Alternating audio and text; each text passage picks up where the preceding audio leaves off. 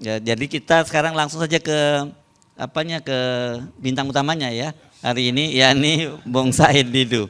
Ini tadi saya sebut ini berani tampil ke gelanggang walaupun seorang. Coba luar biasa ini. Yang lain duduk di ruang AC ngobrol-ngobrol memaki oligarki, Bang Said Didu langsung turun ke lapangan berhadapan dengan oligarki. Assalamualaikum warahmatullahi wabarakatuh. Terima kasih. Akhirnya moto tandang ke gelanggang meskipun seorang saya buang sekarang karena Bu Fitri sudah ada, Bu Fitri sudah di sini, semua sudah di sini bergabung. Sebenarnya yang semangat saya naik itu begini. Tanggal 6 Agustus, ini saya bicara apa di balik ini semua, ini baru saya membuka. 6 Agustus, saya ketemu seseorang yang saya tahu posisinya adalah penghubung politik antara oligarki dengan penguasa, dengan pengusaha yang mengendalikan kekuasaan dengan kekuasaan. Apa ceritanya ke saya? Dia kasih tahu semua skenario bagaimana Mulyono mau mengambil partai tanggal 6 Agustus. Sampai nama-nama panitia Munas Golkar pun dia kasih tahu saya. Dan tanggal 9 Agustus, 8 Agustus kan Airlangga dipanggil. Persis yang disampaikan ke saya. Tanggal 10 Agustus Airlangga mundur. Ini pingin pecah kepala saya. Kok negaraku sekarang betul-betul bukan diatur oleh partai politik. Betul-betul diatur oleh mereka. Saya diberitahu bagaimana nanti PKB diambil, tanggal berapa diambil. Saya diberitahu PKS bagaimana menyerahkan diri. Saya dikasih tahu. Saya dikasih tahu PKS menyatakan menyerahkan diri. Saya dikasih tahu bagaimana PAN diperpanjang lagi menjadi 3 kali padahal ADRT-nya diubah. Dan dia bilang menyatakan itu pasti selesai semua sebelum pilkada. Sebelum penetapan gubernur. Jadi ini yang bikin saya, apa sudah saatnya saya harus mati menghadapi begini semua ini. Karena sudah nggak ada lagi yang berkuasa kecuali mereka. Bayangkan dia bisa, ketua penyelenggara Munaslup Golkar dia bisa tentukan, bukan ketua umumnya lagi. Ketua penyelenggaranya. Nah, semua bubar karena tangan Allah bekerja itu tanggal turunnya kita demo, 22 April. 22 Agustus. Kita semua turun demo. 21. Dan itu saya berangkat dari rumah hormat bendera ke Medan Juang. Kalau saya nggak balik sudah selesai. Karena di kepala saya inilah hari yang menyelamatkan negeriku. Kalau itu tidak terjadi, semua skenario Mulyono terjadi. Maka apa yang terjadi? Prabowo menjadi boneka Mulyono. Itu yang terjadi. Karena semua sudah diatur. Jadi tangan Allah bekerja tanggal 21. Tidak ada koordinasi apapun. Dan semua bergerak seluruh Indonesia. Kita tahu. Disitulah kita dapat informasi. Nasionalisme, patriotisme Prabowo muncul. Ini harus dihentikan. Ini harus dihentikan, maka diperintah ke dalam. Dan saya dapat informasi sebenarnya di dalam itu korum. Bukan enggak korum. Tapi patriotisme dan nasionalisme Prabowo menyelamatkan negerinya. Itulah saya katakan, saya bicara dulu sebelum masuk fakta-fakta di lapangan. Saya berharap Prabowo itu, Habibie itu memuji, menjadi murid Pak Harto 30 tahun lebih. Tapi dia pada saat presiden menjadi Habibie yang lepas dari Pak Harto. Dan mengambil kebijakan yang berbeda dengan Pak Harto demi menyelamatkan bangsa dan negaranya. Saya berharap Prabowo kalau nggak bisa 100% Habibie ya 90% lah. Menjadi orang yang selamat datang. Oke, saya sekarang masuk kepada praktek-praktek yang akan terjadi PIK 2 supaya kita punya gambaran. Saya ada 4-5 hal yang saya ingin jelaskan. PIK 2 itu apa sih? Yang kedua, aturan apa yang menyebabkan kezoliman dan ketidakadilan prakteknya di ini supaya kita ahli-ahli teori. Saya praktek saja fakta lapangannya seperti apa, dan apa yang akan terjadi ke depan. Saya menyatakan PSN PIK 2 itu adalah praktek oligarki yang sangat nyata dan berlangsung sempurna apabila kita tidak ada yang turun. Saya turun ke bawah itu betul-betul hambatannya tidak ketulungan. Setiap orang yang saya foto dengan saya itu pasti besoknya akan dipanggil oleh aparat. Ya. Jadi saya turun, kemarin saya turun lagi naik motor, saya ditelepon orang, Pak, saya minta Bapak jangan turun, Bapak lagi diincar. Udah kayak begitu sekarang. Jadi itu wilayah preman di 9 kecamatan. Itu sudah nggak ada pemerintah. Jadi maksud saya, ada wilayah yang pemerintah sudah nggak ada. Itu adalah wilayah PSN PIK 2. Wilayah PSN PIK 2 itu kan ditulis hanya 1.700 hektar. Menjadi 2.800. Tapi faktanya semua wilayah di 9 kecamatan itu terpampang semua PIK 2. Bukan wilayah yang disebutkan. Nah, 9 kecamatan tuh mulai dari Kosambi, Teluk Naga, Paku Haji, Mauk, Sukajadi, Kemiri, Kronjo, Mekar Baru, itu 8 kecamatan adalah Kabupaten Tangerang. Tambah kampungnya Ma'ruf Amin itu Tanara, itu masuk, tapi Ma'ruf Amin pun diam. Coba bayangkan seorang wakil presiden kampungnya mau digusur, rakyatnya dia diam. Berarti siapa yang di atasnya? Kan clear sekali itu. Kampungnya Ma'ruf Amin, Tanara itu, saya kemarin ke sana, itu ditawar hanya Rp30.000 per meter. Sawah tambak, itu kampungnya Ma'ruf Amin. Bapak dan Ibu bisa bayangkan sebangsa dan setanah air, kampung wakil presiden tidak bisa berteriak melawan oligarki. Itu praktik. Jadi, nah orang boleh menyatakan ada pengacara besar, misalkan saya Didu bohong, saya punya rekamannya semua itu. Jadi jangan menganggap saya bohong. Ada menyatakan bahwa itu transaksi. Saya punya rekamannya, orang ini transaksi di kantor pengembang, bukan di lapangan. Notaris-notaris mereka sekarang ada di kampung-kampung mutar-mutar. Ya, notaris diturunkan ke kampung-kampung dengan menawar tanah. Tanah sekarang di Kronjo itu Rp52.000, Rp2.000 untuk ke desa, Rp10.000 untuk maklar. 40. Bapak makan es krim di PIK 2 Rp100.000. Sekali makan es krim 2 meter tanah. Kurang zalim apa kita? Menangis saya. Itu fakta. Nah, inilah praktek oligarki yang paling sempurna dan tertutup. Tertutup yang menariknya. Karena saya membela rakyatnya, Ketua Abdesi melaporkan saya. Melaporkan saya ke polisi. Ini negara apa? Aparat melaporkan rakyat yang membela rakyatnya. Ini negaraku. Bapak saya perintis kemerdekaan. Mendidik saya melihat perjuangan dia. Negaraku begitu. Nah, aturan apa sih yang menyebabkan Pak Amsari mereka? Saya Bapak Alitori, nanti kita kaji. Satu yang dilakukan itu adalah dia menetapkan wilayah itu sebagai lokasi yang seakan-akan hanya pengembang PIK 2 yang boleh beli. Itu oleh Pemda. Oke? Akhirnya tidak boleh ada transaksi apapun kecuali dengan mereka.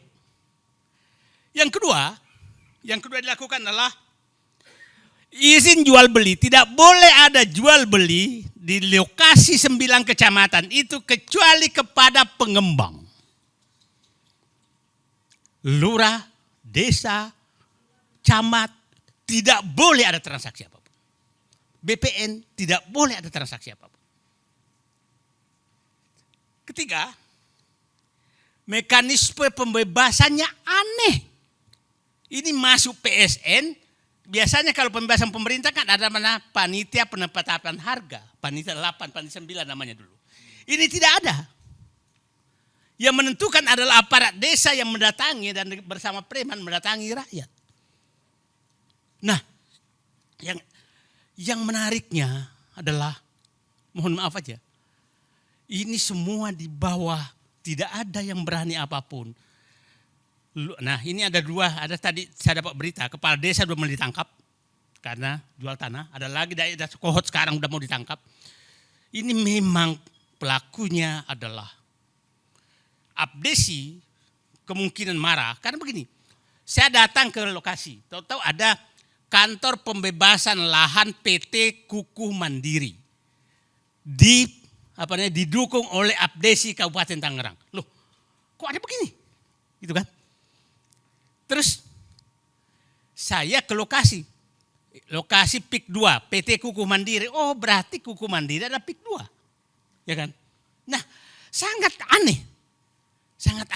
Nah, puncaknya adalah PSN. Puncak aturan yang dibikin. Ingat, PSN diumumkan 2 hari setelah pengumuman MK tentang kemenangan Presiden Prabowo. 2 hari.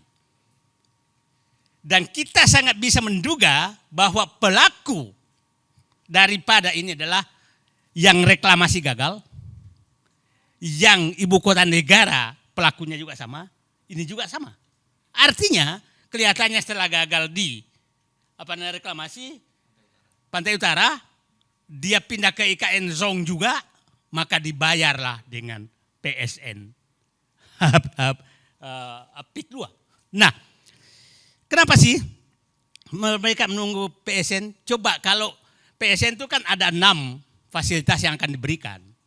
Satu adalah kemudahan perizinan.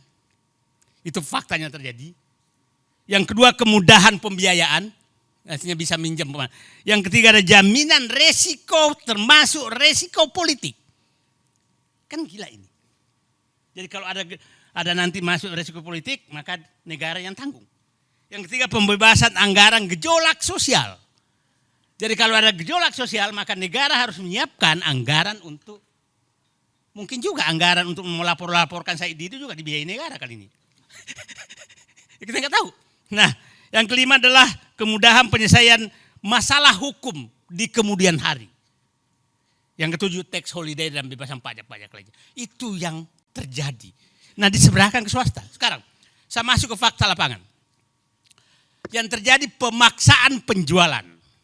Pemaksaan penjualan bagaimana caranya? Fakta teman-teman Pak Samsir, ini saya berharap bapak-bapak punya waktu nanti kita ke sana hanya 2 jam dari sini untuk melihat faktanya. Gimana orang tidak menjual? Kan begini, di sana tuh kalau Anda akan menjual, dia selalu menyatakan kami tidak mau membeli kalau bapak nggak mau. Iya, tapi kamu dikepung. Saya punya tanah di sana yang sering pakai. Saya tapi 30 tahun lalu udah punya. Sawah saya itu nggak bisa lagi saya garap karena irigasinya sudah ditutup oleh mereka. Itu tanah Said Didu. Orang-orang lain semua menghadapi hal seperti itu. Pemaksaan penjualan. Terus mau dijual kemana? Saya akan tidak boleh ada jual beli kecuali kepada pengembang. Nah akhirnya berapapun, luas berapapun maka harus dijual ke mereka. Nah faktanya juga yang bertahan dulu ada di wilayah mana laporannya harganya masih tinggi, tahu-tahu sudah dikepung dipaksa menjual dengan murah karena nggak ada jalan lagi banjir dan lain-lain. Nah itu yang pertama. Yang kedua pemaksaan harga. Tidak ada namanya tuh harga berapa, maunya 50.000. Kalau nggak mau ya nggak, nanti ditimbun aja. Nah sekarang sudah mulai terjadi penimbunan tanpa, saya kemarin baru turun setahun lalu sudah dikasih uang muka karena terpaksa, sudah lebih setahun sudah ditimbun tapi belum dibayar-bayar. Banyak yang terjadi dengan harga 50.000 loh Pak, bukan harga. Coba bayangkan Pak, masa tanah segitu di pinggir jalan loh Pak, pinggir jalan raya tuh 50.000. Nah, karena sama semua. Pemaksaan harga. Yang ketiga itu pemecah belah keluarga. ada beberapa keluarga, apalagi yang punya keluarga ASN, maka pasti ditekan ASN-nya supaya mempengaruhi keluarganya untuk menjual. Ada saya tahu kepala dinas di Tangerang, Kabupaten Kerang, itu dikasih pilihan. Betapa pemaksaan seperti itu. Ada kemarin itu masuk disuruh saling melapor keluarganya. Habis itu masuk penjara, terpaksa dia jual tanahnya. Ini pecah belah antar keluarga di bawah. Nah, itu terjadi. Kemudian kalau keterlibatan aparat itu sangat nyata. Nggak ada tempat sama sekali untuk mengadu. Kalau saya ke lokasi, tahu ada motor ngiung, nggak jelas tuh. Itu benar-benar wilayah yang sudah tidak ada pemerintah. Saya pikir Bapak-bapak dan Ibu menyaksikan bagaimana laut di Pagar. Adakah angkatan laut teriak? Adakah kepala desa teriak? Adakah camat teriak? Adakah tentara teriak bahwa laut tidak boleh dipagar? Enggak ada. Ini fakta bahwa wilayah ini sudah tidak ada negara. Itu fakta. Kan udah viral di mana-mana tuh. Pagar, laut dipagar sekian kilometer, enggak ada tuh yang teriak. Nah, ini kalau ini terjadi, saya katakan tadi, wilayah ini terbentang di 9 kecamatan dan saya perkirakan luasnya sampai 100.000 hektar. Perkiraan saya. Luas Singapura 73.000 hektar loh. DKI Jakarta 63.000 hektar. Ibu kota negara 53.000 hektar. Ini 100.000 hektar. Kalau sampai ke Merak, karena saya ini kemungkinan sampai Merak itu bisa sampai 150.000 hektar. Nah, orang menyatakan hanya 100 sebentar.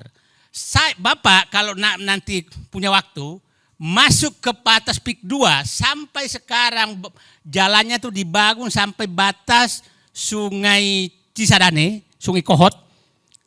Itu 35 km, Pak. Baru 2 kecamatan. Panjang jalannya sudah 35 km.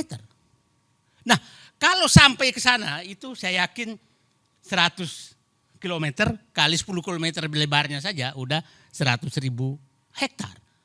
Nah, terus kalau dia membantah selalu menyatakan kami hanya PSN di di 2.800 hektar. Sebentar.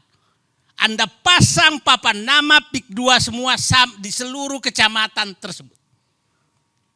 Itu papan namanya, fotonya ada di saya semua. Jadi jangan lagi ada mau membohongi rakyat. Nah, yang ketiga tadi keterlibatan aparat sangat susah. Karena yang melakukan transaksi di bawah itu pasti lewat aparat desa. Aparat desa lah yang turun ke bawah. Nah, ketakutan rakyat sudah keterlaluan. Ketakutan rakyat. Kemarin saya dengan Pak Jaki turun itu, Pak jangan difoto, udah kayak begitu Pak. Udah saking ketakutannya. Karena sekali foto dengan Said Didu resikonya sangat besar. Udah dikenal. Nah sekarang permainan hukum kepemilikan ini sangat parah. Sangat parah. Saya kasih contoh begini. Kalau Anda nggak menjual, pasti mungkin 1 hari, 2 hari, 3 minggu lagi bahkan akan dipanggil aparat dan bekerja sama BPN untuk menginikan. Kan yang punya data sejarah tanah BPN. Ya kan, kita kan nggak tahu itu sejarah tanahnya. Nah, kalau udah kayak begitu, 2 kemungkinan, Bapak kehilangan atau mau negosiasi. Oke. Dan tidak sedikit warga, ada keluar di media itu, tanahnya umpamanya 30 hektar. Tahu-tahu hanya menjual 10 hektar. Maka 20 hektar dipersoalkan untuk dipaksa dijual juga dengan harga yang lebih rendah. Itu terjadi. Tapi di sana banyak toko besar yang punya tanah luas tapi tidak pernah ribut. Kemungkinan lewat negosiasi khusus. Oke, nah sekarang saya ingin mengatakan bahwa itulah yang terjadi di sana. Jadi saya ingin menyatakan Pak Amsari, perjuangan PSN PIK 2 ini adalah perjuangan untuk menghentikan hegemoni penguasaan negara oleh kelompok tertentu. Bukan sekedar bukan sekedar bahwa memang kita harus membela rakyat. Yang kedua adalah kita menghentikan agar tidak terjadi negara dalam negara. Yang ketiga, kita tidak mau ada enklave yang dikuasai oleh, mohon maaf, siapa tahu Sarah, etnis tertentu yang sangat eksklusif. Itu kita nggak mau. Negara ini bukan negara seperti itu. Jadi pada kesempatan ini saya hanya menghimbau kepada Presiden terpilih, gunakanlah patriotismemu, gunakanlah nasionalismemu, gunakanlah jiwa kerakyatanmu, jiwa keadilanmu untuk satu, menghentikan semua PSN yang ditujukan untuk swasta. Itu satu, dimanapun. Yang kedua, hentikan bahwa ada wilayah eksklusif di negeri ini. Itu tidak boleh ada wilayah eksklusif. Kenapa? Eksklusif di negeri ini bahaya sekali. Negara ini sangat bahaya. Nah, kita tahu tetangganya PIK 1, PIK 2 itu sangat eksklusif. Nanti kalau ini 100.000 eksklusif, maka mungkin akan dibentuk pemerintahan istimewa. Kita nggak tahu. Politik bisa dibayar. Nah, ya udah wilayah semua begitu. Nah, terakhir saya ingin menggugah kepada pengembang, berhentilah zolim. Saya punya hitungan gini Pak Ansari. Mereka menjual tanah yang dekat laut itu 36 juta per meter. Yang dekat laut, dekat sungai. Yang di tengah-tengah 21 juta per meter. Kalau saya rata-rata berarti harga jual 25 juta per meter. Saya bilang begini, belilah tanah rakyat 1 juta. Oke. Sogoklah pemerintah, politisi, aparat 1,5 juta per meter, berarti 15 miliar per hektar. Saya izinkan nyogok. Berarti lebih tinggi sogoknya dari harga tanah kan. 2,5 juta per meter ongkosnya. Biaya pematangan lahan 2,5 juta juga deh, 5 juta. Oke. 5 juta kali 1,4 karena ada fasilitas sosial 40%. Maka saya perkirakan berarti 6,5 juta rupiah biaya tanah.